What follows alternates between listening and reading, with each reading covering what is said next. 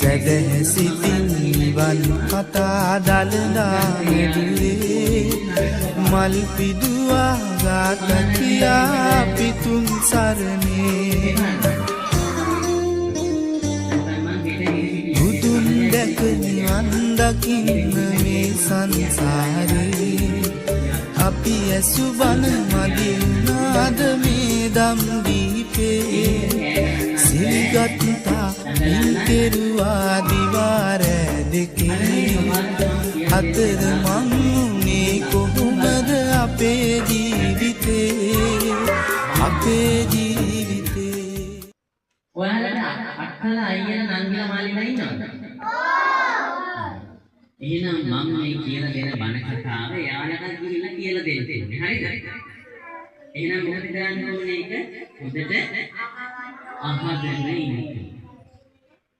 බණ කියන්න කලින් මම ඔයාලට කියලා දෙන්නම්.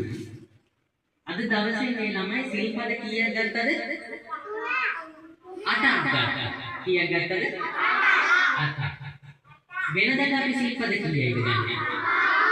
මොනවද ඒ ගන්න සිල්පද කොහොමද? පාණාතිපාතා වේරමණී. හරි? අදින්‍යා දාන වේරමණී. හරි? කාමේසු මිච්ඡාචාරා වේරමණී. හරි? මුසාවාදා වේරමණී. හරි?